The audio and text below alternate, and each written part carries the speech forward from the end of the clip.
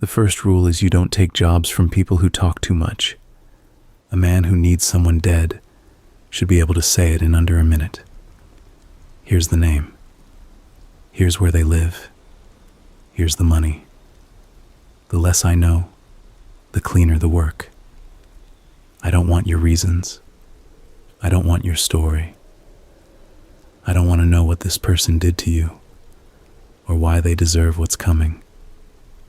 That's your business. My business is logistics. I've been doing this for 11 years, 18 jobs, no arrests, no warrants, no close calls. I don't exist in any system that matters. I pay cash. I use burner phones. I drive cars registered to dead people. My apartment is leased under a name that belongs to a man who died in a fishing accident in 2014. I have no social media, no email, no subscriptions. If you put my face into a recognition database, it would come back empty. I've made sure of that. I'm telling you this because I want you to understand that I'm not an amateur. I don't make mistakes. I don't panic. I don't miss. What happened with the Soto job was not a mistake in execution. The execution was flawless. The mistake was something else entirely, and I didn't see it coming because I'd never encountered it before. In 11 years and 18 jobs, I got played. This is how. The contact came through Marcus, who is the only person alive who knows what I do and how to reach me. Marcus doesn't know my real name, and I don't know his. We've been working together for 7 years. He screens clients, takes a percentage, and handles the initial communication. By the time a job reaches me, it's been vetted. The client has been checked. The money has been verified. All I get is a folder, digital, encrypted, self-deleting after 72 hours, with the details. The Soto folder was different from the start. Usually I get a name, an address, a photo, and maybe a sentence or two of context. This folder was thick, 12 pages, photos, schedules, a floor plan of the target's home, a detailed biography going back 20 years. Someone had done serious work. The target's name was Victor Soto, 46 years old. Lived alone in a house at the end of a cul-de-sac in a mid-income suburb about an hour south of the city. Worked from home. The folder said he was a freelance consultant, but his listed income didn't match his expenses. He had money coming from somewhere that wasn't on paper. So far, normal. Rich guy with unaccounted income. Someone wants him dead. I've done this job a dozen times. But then the folder went further. There was a section titled Background that read less like a dossier and more like testimony. It described Victor Soto as a predator. Specifically, it described him as a man who had abducted, tortured, and killed at least 4 women over the past decade. The descriptions were detailed, not salacious, clinical. Dates, methods, disposal. It read like a police report drafted by someone with law enforcement training. The 4 victims were named. Ages, occupations, last known locations, dates of disappearance. One was a graduate student. One was a bartender. One was a nurse. The 4th was listed as a sex worker, with a note that she had been 17 at the time of her disappearance. The section concluded with a paragraph that said, roughly, "Law enforcement is aware of Soto, but cannot build a prosecutable case. Evidence is circumstantial. Key witnesses are dead or unwilling to testify. Soto will not be brought to justice through the legal system. That is why this contract exists." I don't usually read background material. I don't care why someone wants someone dead. The money cares for me. read this one. I read it twice. And the thing that struck me was the tone. It wasn't angry. It wasn't emotional. It was exhausted. It read like someone who had tried everything else and arrived at me as a last resort. I told Marcus I'd take the job. The fee was $60,000, higher than average. Half up front, half on confirmation. The money arrived within 4 hours. Clean, untraceable, exactly as specified. I spent a week on surveillance. Soto Street was quiet. 10 houses on a cul-de-sac, mature trees, well-maintained lawns. His house was at the dead end, a 2-story colonial with a detached garage and a fenced backyard. No security cameras that I could see. No alarm company sign. No dog. One car in the driveway, a dark blue SUV, registered to his name. His routine was simple. He left the house once a day, usually in the late morning, to go to the gym or the grocery store. He came back within 2 hours. The rest of the time he was inside. Lights on in the front room during the day, lights on upstairs at night. He went to bed around midnight. No visitors, no friends stopping by, no deliveries besides the mail. Isolated, habitual, careless, an easy target from a logistics standpoint. On the third night of surveillance, I moved closer. I watched the house from the tree line behind the backyard fence. The back of the house had a sliding glass door into the kitchen and a smaller window into what looked like a utility room. Both were locked, but neither had sensors. The fence was 6 feet, wooden, with a gate on the north side that latched from inside. I could see into the kitchen from my position. Soto was at the table, eating alone, watching something on a laptop. He looked exactly like his photo. Broad-shouldered, dark hair going gray, square face. The kind of face you'd forget 5 minutes after seeing it. Average. That's the word. Every single thing about Victor Soto was average. He ate slowly, methodically. He chewed each bite completely before taking the next one. He didn't look at his phone while he ate. He didn't get up for seconds. When he finished, he washed his plate and fork immediately, dried them, and put them away. Then he wiped the counter. Then he wiped it again. I watched this from 50 feet away through binoculars, and I thought, this man has rituals. This man has routines that he does not deviate from. In my line of work, routines are a gift. Predictable people are easy to kill. But I also know that this level of compulsive order means something else. It means control. It means a mind that cannot tolerate disorder, that needs its environment arranged precisely, that becomes agitated, or worse, when things are out of place. I've read enough about the psychology of serial offenders to recognize the pattern. They organize their external world because their internal world is chaos. Every clean counter and folded towel is a wall built against something they can't contain. On night 4, I noticed something that wasn't in the folder. The basement windows. There were 2, small, ground level, covered by window wells. Both had been blacked out from the inside.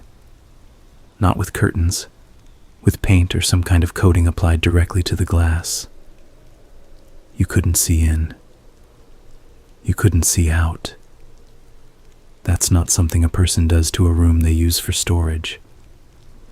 I made a note of it and moved on. On night 5, I went over the fence. The gate latch was a simple hook. I lifted it with a flathead screwdriver and let myself into the backyard. Soto was upstairs, lights on, probably in bed. I moved to the basement windows and crouched next to the nearest one. I pressed my ear to the glass. Nothing. I pressed harder, held my breath, let the night settle around me. There. Not a sound exactly, more like a vibration. A low rhythmic hum, mechanical, not organic. Some kind of equipment running down there. A fan, a pump, a freezer, or something else. I pulled back and checked the rear door. Standard sliding glass, factory lock. I could have it open in 30 seconds. But not tonight. Tonight was reconnaissance. I went back over the fence and drove home. On night 6, I broke in. I waited until 2 a.m. Soto's lights had been off since midnight.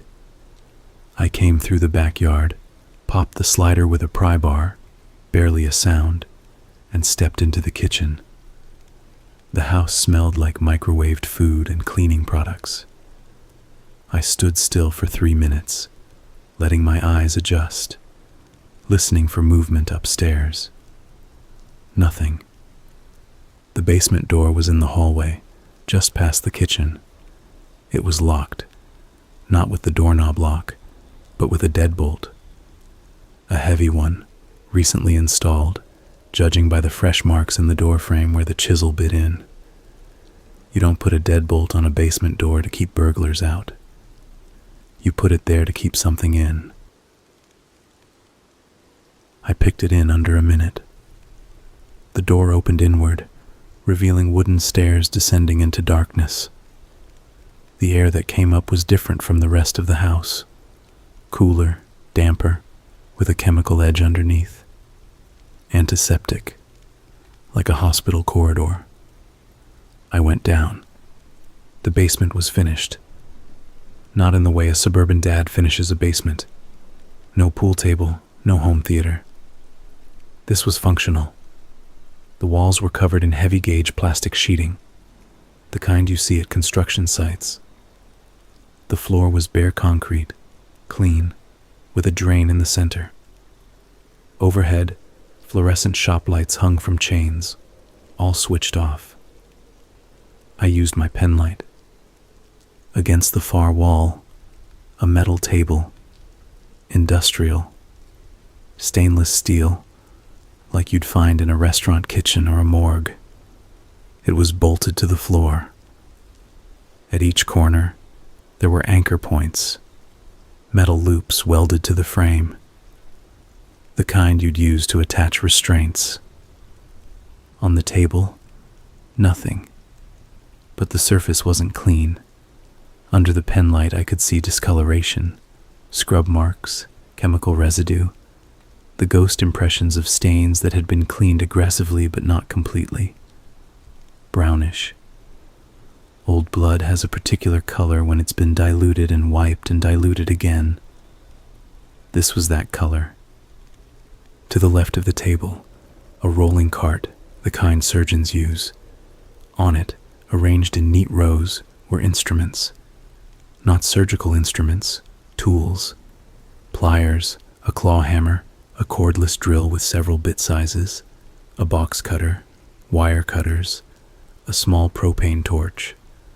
All clean, all arranged with the precision of someone who uses them regularly and puts them back in the same place every time.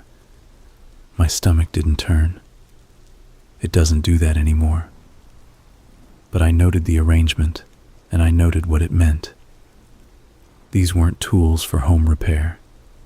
These were organized by function, gripping, striking, penetrating, cutting, burning. They were organized by the type of pain they inflicted. To the right of the table, a shelf unit.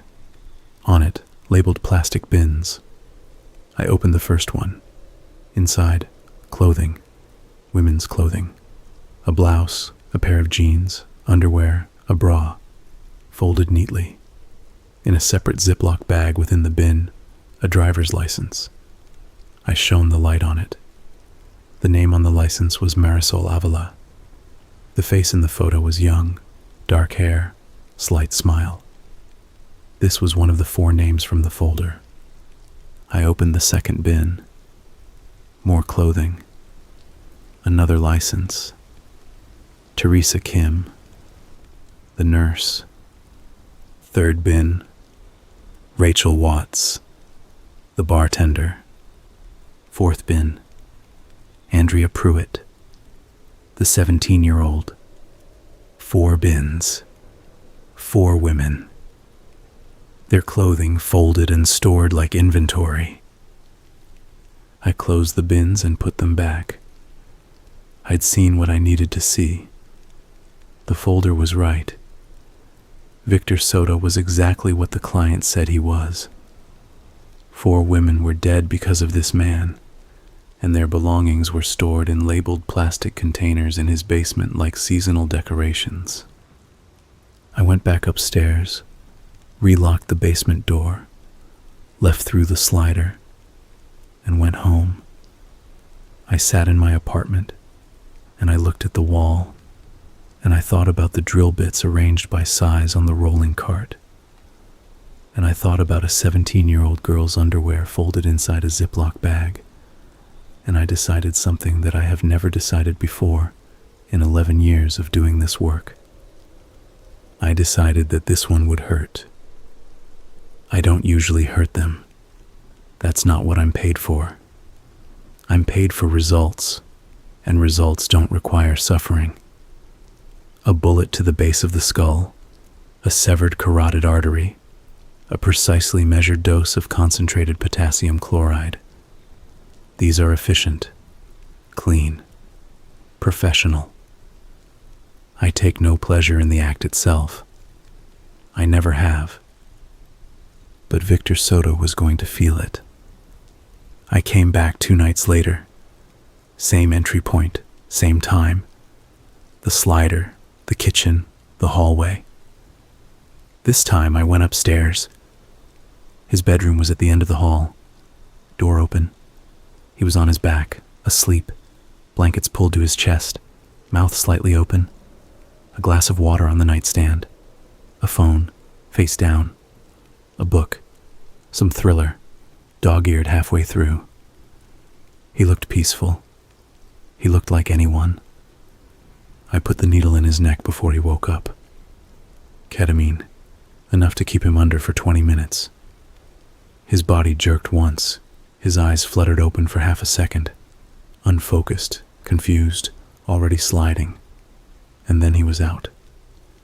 I carried him downstairs to his own basement. I put him on his own table. I used his own anchor points to secure his wrists and ankles with zip ties. Then I turned on the fluorescent lights, and I sat on the rolling stool next to the cart of tools, and I waited for him to come back. It took 14 minutes. His eyes opened slowly, blinked against the fluorescence, looked left, looked right, processed where he was. I watched the processing happen, watched his brain cycle through confusion, recognition, and finally understanding. His face changed. Not to fear, not immediately, to something more like resignation. Like he'd always known this room would hold him eventually. Hello, Victor. He pulled at the zip ties.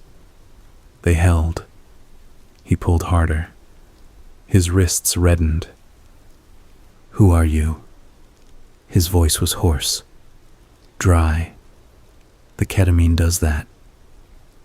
Doesn't matter who I am. You know why you're here?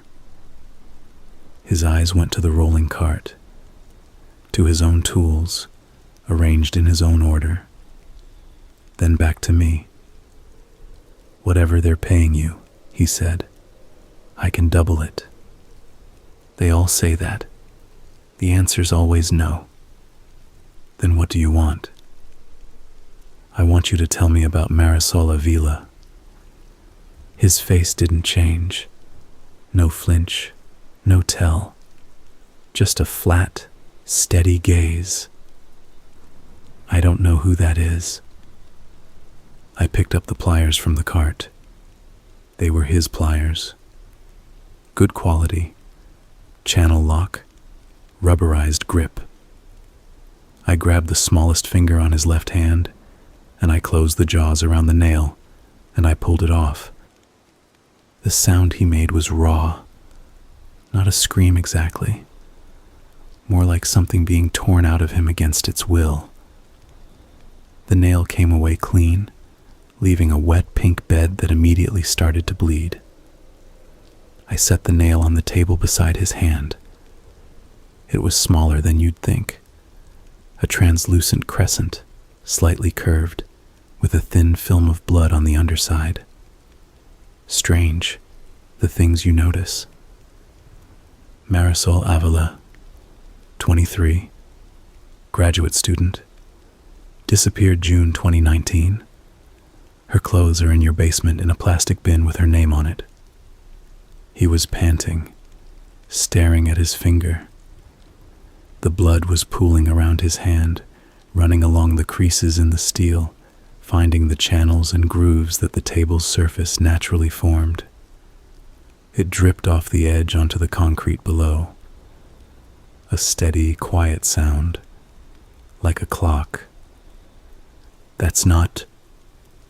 You don't understand. I pulled the next nail. This one was harder. The pliers slipped on the first try, tearing the nail halfway. He screamed through clenched teeth. A high, pressurized sound, like steam escaping a pipe. I adjusted my grip and pulled the rest of it out. A small piece of the nail bed came with it. A shred of raw pink tissue clinging to the root of the nail. More blood. His hand was trembling violently now, the fingers contracting and extending involuntarily, the exposed nail beds glistening under the fluorescent light. Teresa Kim, 28, nurse, disappeared October 2020. Please listen to me. Rachel Watts, 31, bartender, March 2021. Stop, just stop and listen to me for 1 second. Andrea Pruitt, 17. I let that number sit in the air. September 2022. A child, Victor. He was crying now.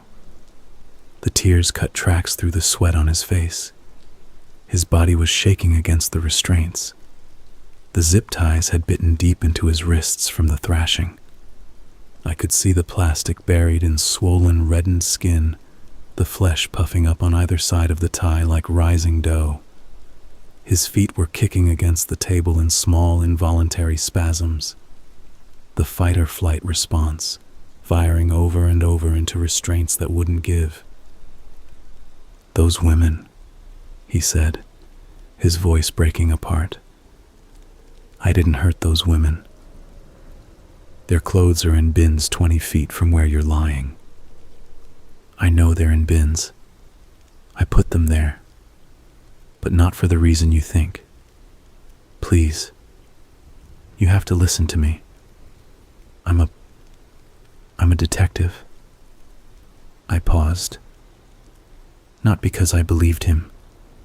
People say all kinds of things when you start removing pieces of them. I've had men claim to be CIA agents, priests, federal informants. I've had a woman tell me she was pregnant when she wasn't. They'll say anything. The pliers teach you that. The mouth will produce whatever it thinks will make the pain stop. The truth has nothing to do with it. You're a detective, I said. Yes, I'm retired. I was a detective with the state police for 22 years. Major crimes, homicide. Those 4 women, those are my cases. I've been investigating their disappearances for 5 years. From your basement.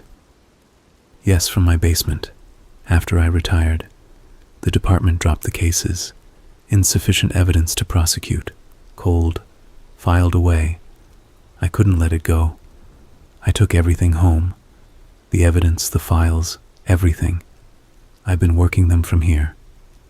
The table.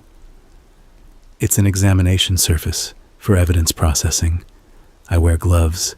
I photograph the clothing under controlled lighting. I look for fibers, DNA, trace evidence, things the lab missed. The tools on the cart. Evidence from crime scenes. Items recovered from the locations where the women were. His voice broke again. He took a gasping breath. Those are items the killer used. I logged them. I've been trying to match them to a suspect. The anchor points on the table. The zip ties. Hold down points for large evidence items. Reconstruction. The blacked out windows. Light contamination. Evidence photography requires controlled conditions. I looked at him, bleeding, tied to a table, telling me he was a cop who brought his cold cases home. It was a good story. Detailed, internally consistent, delivered with the panicked sincerity of a man who believed his life depended on being believed. But I'd been in the basement. I'd seen the drain in the floor. I'd seen the scrub marks on the table. I'd smelled the antiseptic that was clearly covering something older and worse. And the bins, clothing, folded, with the victim's ID placed on top like a label. That's not evidence storage. That's trophies. Every behavioral study of serial offenders describes exactly this: the preservation of personal items, the ritualistic organization, the return to the objects as a way of reliving the act. "Nice try," I said. I picked up the propane torch. His eyes went wide. The resignation I'd seen earlier was gone. What replaced it was pure, uncut terror, the kind that empties the bowels and floods the brain with every chemical it has. His body arched against the restraints. His wrists tore against the zip ties, the plastic cutting into his skin, blood mixing with sweat. I could smell urine. He'd pissed himself. The stain spread across the front of his pajama pants and dripped off the edge of the table. In 11 years, 3 of my targets have pissed themselves. It happens at the point where the body accepts what the mind is still fighting. The understanding that this is real, this is happening, and there is no version of the next few minutes that doesn't involve agony. No. Listen to me. Listen. My badge number is 4417. Call the state police. Call them right now. Ask for Lieutenant Diaz in major crimes. He was my partner. He'll confirm everything. Please. I lit the torch. The blue cone hissed to life. The tip flickered, steadied, became a clean, bright point that made the air above it ripple. My name is Victor Soto. I served 22 years. I have commendations. I have a pension. I have a service record you can verify in 5 minutes. 5 minutes. Just give me 5 minutes. I brought the flame close to the sole of his left foot, not touching, just close enough that the heat reached the skin. His toes curled backward, the tendons in his foot standing out like cables, his whole leg straining against the zip tie at his ankle. He started screaming before it even made contact. The anticipation of burning is almost worse than the burn itself, because the imagination has no ceiling. I held it there. 2 seconds. 3. The skin reddened. A blister began to form at the ball of the foot, a small dome of fluid rising under heat like a bubble in paint. He was thrashing so hard the table was rocking on its bolts. The sound coming out of him was beyond language, a sustained, airless howl that came from somewhere deeper than the throat. I'll tell you who killed them. I know who killed them. That's what the evidence is for. I've been building the case. I know who it is. I pulled the torch back. Who? The person who hired you. That's who killed those women. That's why they want me dead. Because I'm the only one still looking. I turned the torch off. I set it on the cart. I looked at him. "The person who hired me," I repeated. "Yes. Think about it. Think about what they gave you. They gave you a file. A thick file. Details about the victims. Details about me. They framed it so you'd think I was the killer. They led you right to the evidence in my basement because they knew it was there. How would they know that?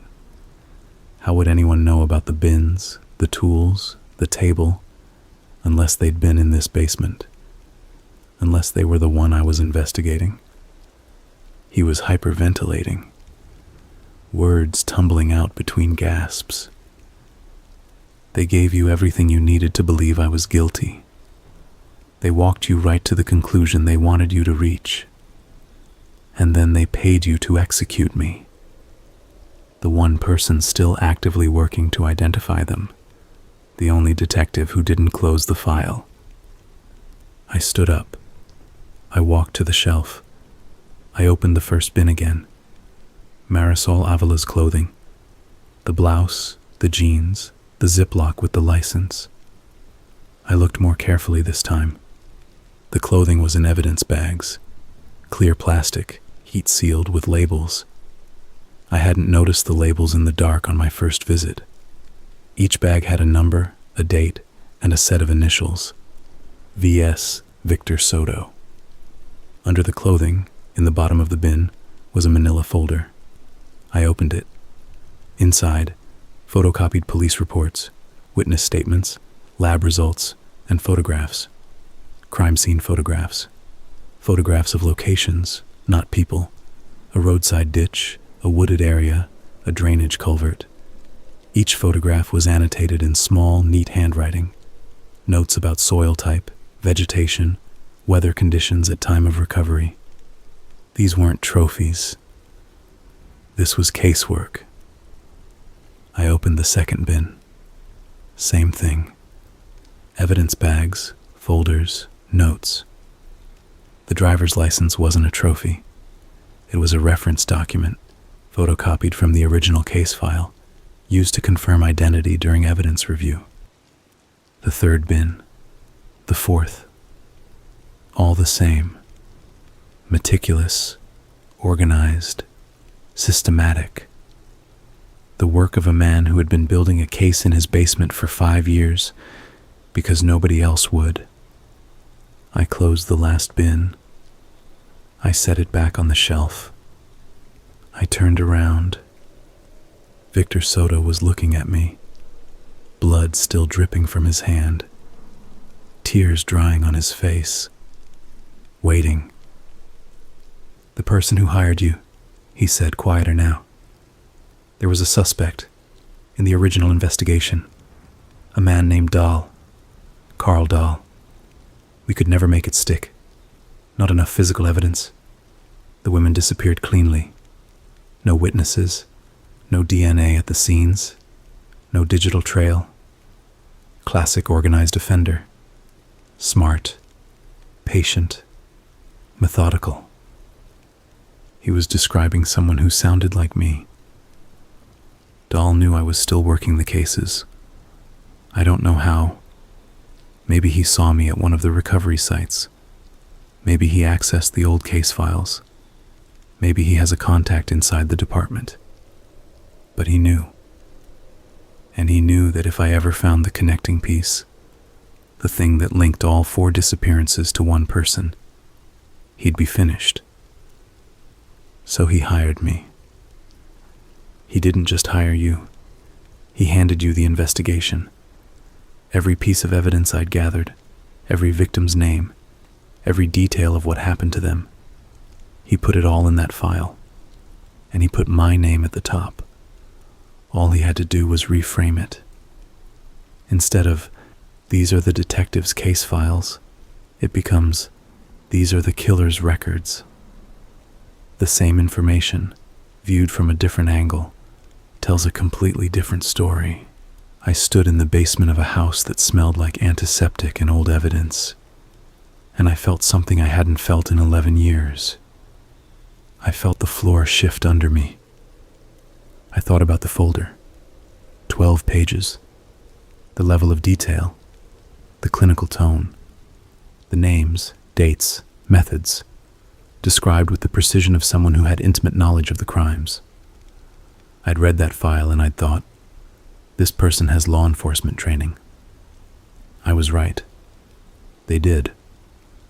Because the file was compiled from a law enforcement investigation. It was Soto's own research, stolen and repurposed, turned inside out. The tools on the cart, evidence from crime scenes, items the killer used, recovered, logged, cataloged, sitting on a rolling cart in a retired detective's basement because the official evidence locker had released them when the cases went cold. The table, the drain, the plastic sheeting. Not a kill room, a lab, an improvised forensic workspace. The blacked out windows, not to hide what was happening inside, to maintain evidentiary integrity, to control the environment for analysis. Everything I saw in this basement, I saw correctly. Every object was real. Every detail was accurate. But the frame around it, the story those details told, was the wrong story. And I'd accepted it without question because it came pre-assembled. Someone had done my thinking for me, and I'd let them, because the conclusion was easy, and the evidence was right there. I cut the zip ties. Soto sat up slowly, cradling his bleeding hand against his chest. He was shaking. His left foot had a red mark from the heat of the torch. Not a burn, not quite, but close. His fingers were a mess. He'd need a hospital. "I'm sorry," I said. It was the first time I'd said those words on a job, in 11 years. "The man who hired you," Soto said, his voice barely above a whisper. "Carl Dahl, 6'1", brown hair, early 50s, speaks quietly, very calm, the kind of person you'd trust immediately. I didn't meet him. Everything went through a middleman." Then Dahl used a middleman. He's careful. He plans. He waits. Like you said, smart, patient, methodical. Yes. Soto looked at me. Like you. I didn't respond to that. "He's going to know it didn't work," Soto said. "When I don't turn up dead, he'll know. He'll move. He might run or he might accelerate. There could be another woman right now." I looked at Soto's hand. 2 missing fingernails, skin torn, blood drying in dark crusts. I did that. I did that because a 12-page file told me he was a monster, and I believed it because it was easier than asking questions. In 11 years, I never asked questions. Name, address, money. That was the system. The system worked because I didn't care about context. I didn't care who was guilty or innocent, who deserved it or didn't. Moral judgment was a luxury that increased risk and decreased efficiency. Every target was the same, a task to be completed. But they weren't the same. They never were. I just chose not to look closely enough to see the differences. And this time, someone counted on that. Carl Dahl understood my process better than I did. He knew that if he provided enough detail, enough evidence, enough apparent justification, I wouldn't verify any of it. I'd accept the narrative and execute the task. Because that's what I do. I do clean work. That's what I tell myself. Clean work. As if the cleanliness of the method says anything about the nature of the act. "I need to know something," I said. "The other 18. "Other 18 what?" "Before you. I've done 18 jobs in 11 years. 18 people dead. I never once looked into whether they deserved it. I took the money and I did the work, and I told myself that was the end of my responsibility. Soto stared at me. His expression was hard to read through the pain and the drying tears, but I thought I saw something that might have been pity. How many of them were like me? I said. He didn't answer. He didn't need to. The question was the answer. I helped Soto upstairs. I drove him to a hospital 3 towns over, close enough for emergency care, far enough that I could leave before questions were asked. I dropped him at the entrance, and I watched him walk inside, hunched, holding his hand wrapped in a kitchen towel, and I sat in the car in the parking lot, and I thought about 18 names I never bothered to learn. Somewhere in the city, Carl Dahl was waiting for confirmation. He'd paid $60,000, half already delivered, for the elimination of the only detective still working his case. That investment was now a total loss. Worse than a loss, Soto was alive, and now he knew Dahl had tried to have him killed. The case that had been circumstantial for 5 years now had a concrete act of attempted murder attached to it. A named suspect. A motive. A paper trail. My paper trail, which led to Marcus, which might eventually lead somewhere Dahl didn't want it to go.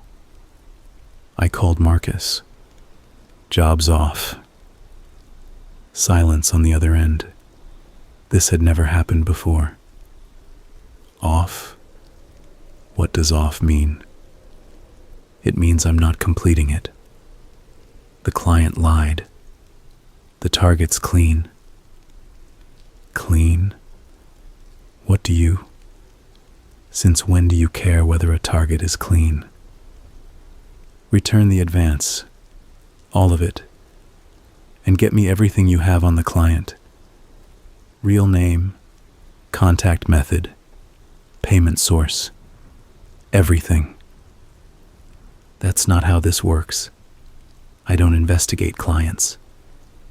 Start. Marcus went quiet for a long time. I could hear him breathing, deciding. This is a problem, he said finally. Yes, it is. For both of us. I'm aware. I'll see what I can find. He hung up. I sat in the hospital parking lot and watched the sun come up. It was orange and ordinary, and I hated it. I thought about the pliers closing around Soto's fingernail, the resistance before it came free, the sound, not the scream, the other sound, the small, wet, tearing sound of a nail separating from its bed. I'd heard that sound and I'd felt nothing. Not satisfaction, not disgust, not hesitation. Just the neutral, focused attention of a man doing his job correctly.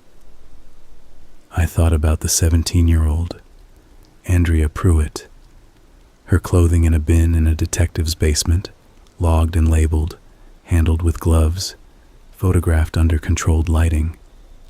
Evidence, not a trophy. Someone was trying to find justice for a dead girl, and I nearly killed him for it, because a killer wrote a convincing memo. I thought about what Soto said. Like you. Carl Dahl was smart, patient, methodical. Like me. Of course he was. That's why he knew exactly how to use me. He understood my process because his process was the same. We were the same kind of machine, just pointed at different targets. He pointed me at the one person standing in his way, and I aimed myself exactly where he wanted me to go, because the targeting was precise, and the justification was elegant, and I never once stopped to verify any of it. 11 years, 18 people. How many of them were Victor Soto's? How many were innocent people framed by the clients who paid me to kill them? Husbands killed by wives who wanted the insurance. Business partners eliminated by the ones who wanted the whole company. Witnesses silenced by the ones they could have testified against. Whistleblowers. Activists. Inconvenient people whose only crime was being in someone else's way. I don't know. I'll never know. Because I never asked. Because asking wasn't part of the system. Because the system was designed to make asking unnecessary. Money in, body out, no questions, no context, clean work. Clean. What a word. I've been hiding behind that word for over a decade, as if the manner of death absolved me of the fact of it, as if a quick kill was somehow less than what it was, as if professionalism was a kind of innocence. I'm not innocent. I've never been innocent. But I thought I was neutral, and neutral was close enough. I thought I was a tool, a thing that could be used without being responsible for how it was used. A hammer doesn't answer for the nail. But I'm not a hammer. I'm a person who chose to stop asking questions, because the questions were inconvenient and the money was good. Every time I pulled a trigger or slid a needle in, I made a choice. And the choice was, I don't care who this person is, or what they've done, or whether they deserve to die. I care about $60,000 and a clean exit. Carl Dahl understood that about me. He understood it perfectly. He built his plan on the foundation of my indifference. My indifference was his weapon, more reliable than any gun, more efficient than any poison. All he had to do was pay me and point me, and trust that I would not deviate from the path he'd laid out, because I never had before. And he was right. He was right about everything. He was right about me the way I was wrong about Soto. The difference being that Dahl's understanding of me was based on evidence and observation, while my understanding of Soto was based on a file a murderer wrote for me. Marcus called back 3 hours later. He had a name. Carl Dahl, formerly Carl Dahl Reinhardt, 53 years old, currently living under a third identity in a rented house less than 15 miles from Victor Soto's cul-de-sac. He'd been that close the whole time. 15 miles. Close enough to drive past Soto's street on a Tuesday afternoon and see the lights on in the basement and know that the detective was still working, still looking, still pulling at threads that would eventually lead back to him. Marcus also had something else. An address, a physical description, and a detail from the payment trail that changed everything. The $60,000 advance had been routed through a series of accounts, but one of the intermediate accounts had a name attached to it that Marcus recognized. It was the same account used by a client 4 years ago. A different job. A different target. Another one of my 18. I asked Marcus who the target was on that job. He checked his records. The target was a woman named Elena Voss, 41, lived alone, no criminal history, no known enemies, no apparent reason for anyone to want her dead. I'd taken the job, completed it, and moved on. I didn't ask questions then either. Marcus went quiet on the line. I could hear him breathing differently, shorter, tighter. He was arriving at the same place I was. She was clean, he said, not a question. Pull the folder on the Voss job, I said. See if it matches. He pulled it. It matched. Same structure, same clinical tone, same level of detail about the target's supposed crimes, same exhausted last resort framing. Elena Voss had been described in her folder as a woman who trafficked children through a network of foster homes. The evidence had been compelling. Names, dates, placements, bank transfers. A woman running a pipeline of vulnerable kids and profiting from their destruction. The folder even included a photograph of one of the children, a girl of maybe 8 or 9, staring at the camera with flat eyes. I remembered that photograph.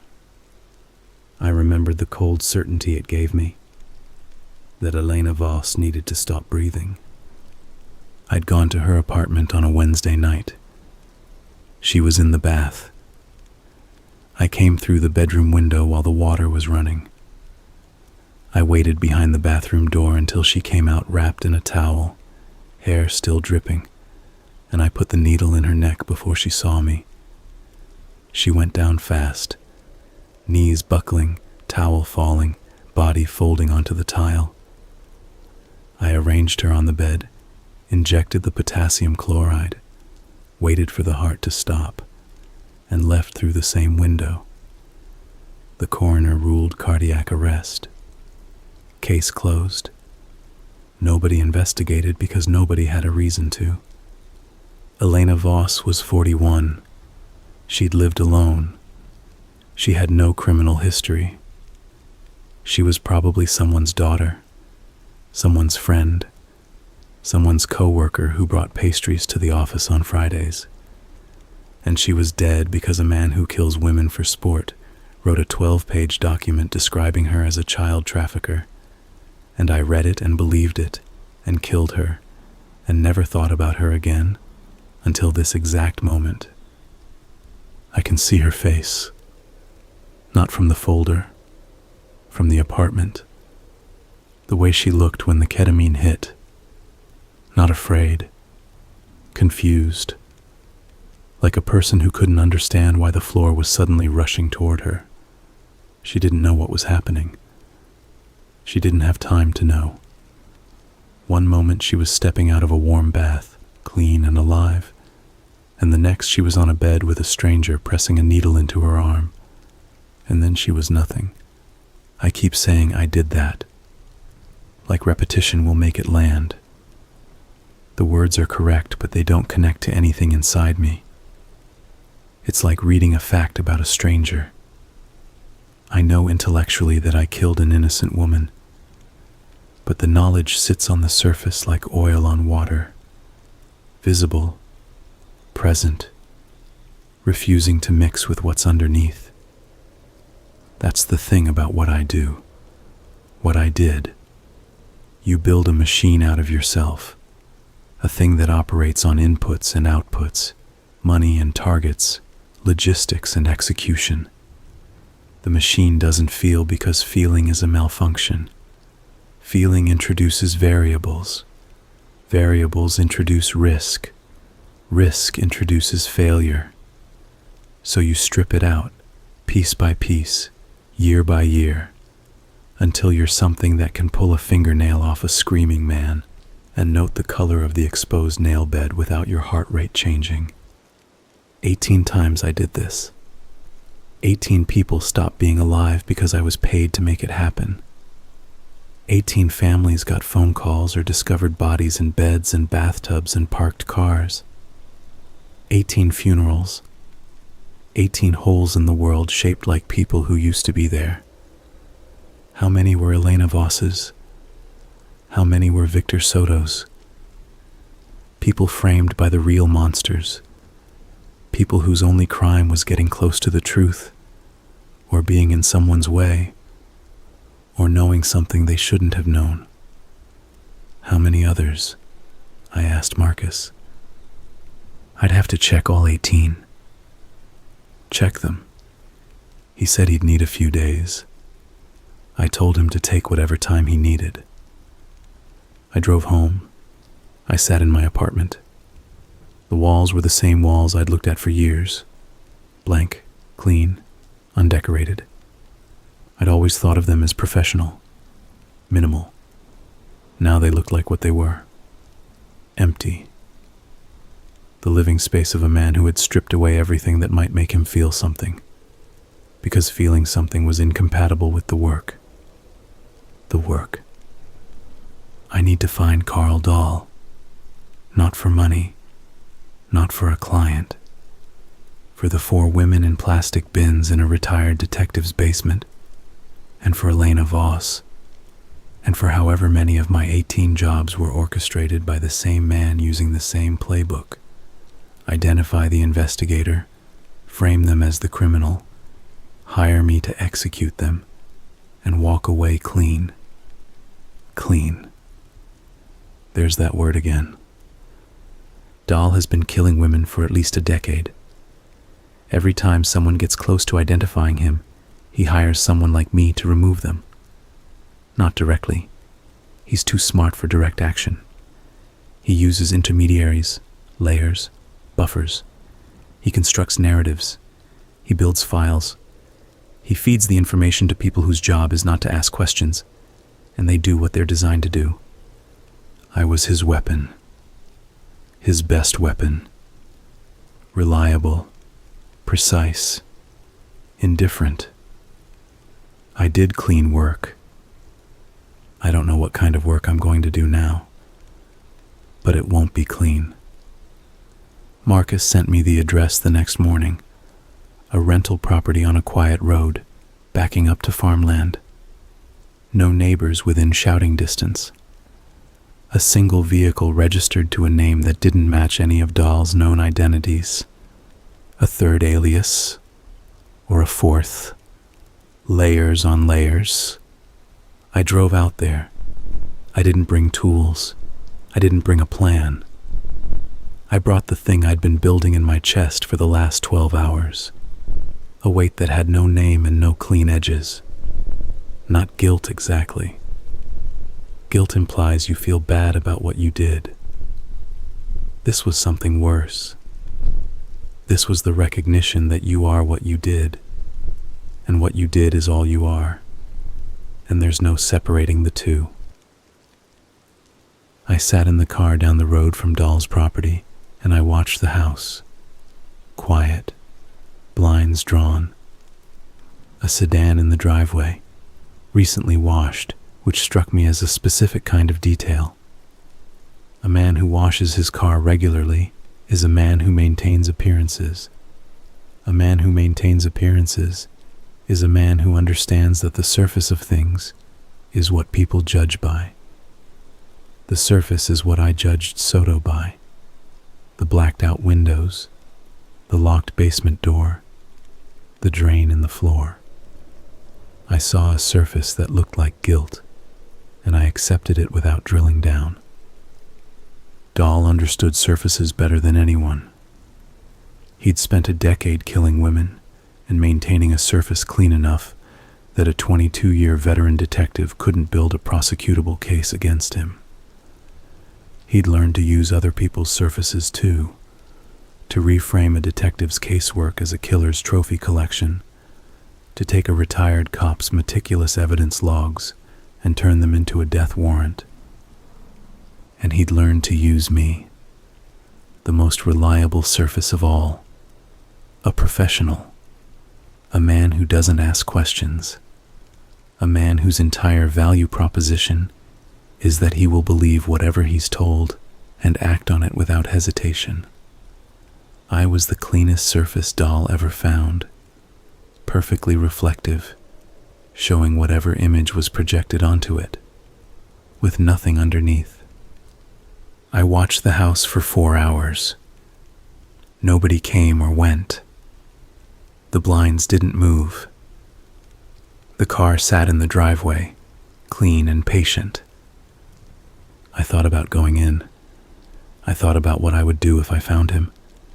The machine in me, the 11-year machine, the 18-job machine, knew exactly what to do. Entry point, approach vector, method, cleanup. The logistics wrote themselves.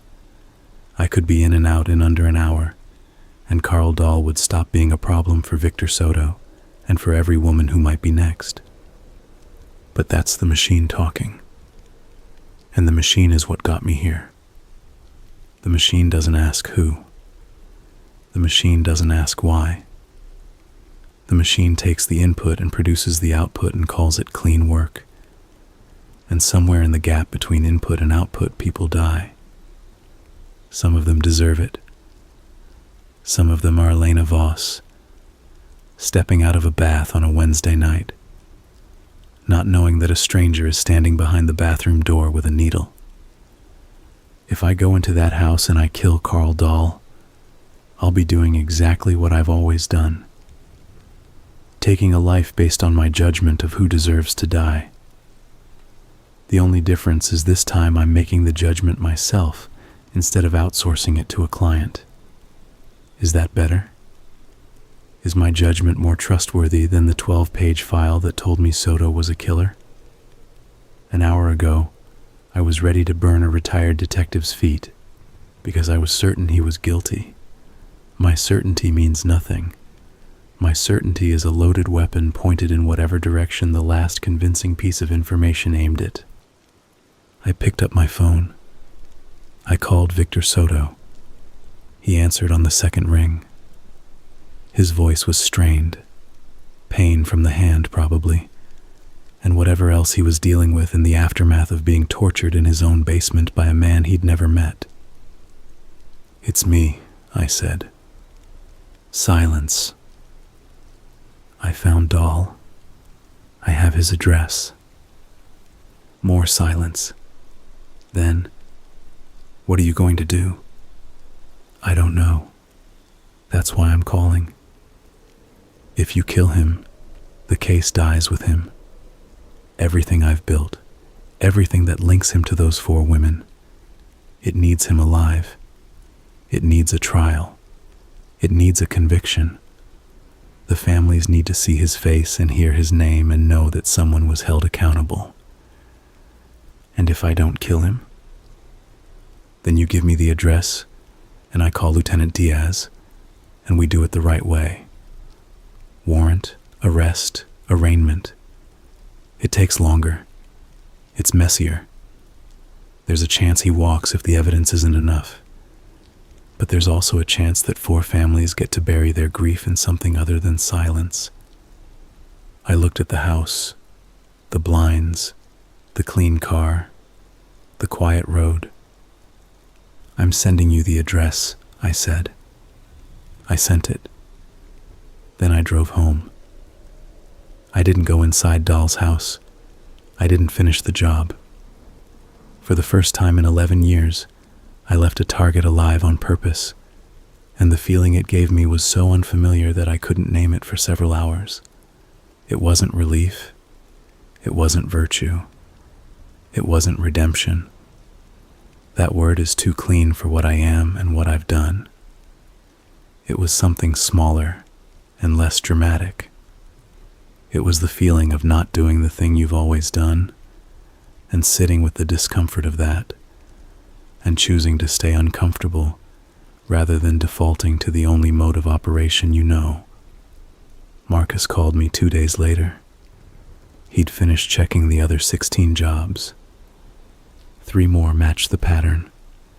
3 more folders with the same structure, the same clinical tone, the same exhausted justification. 3 more targets described as monsters. 3 more people who were probably clean. 5 of my 18, at minimum.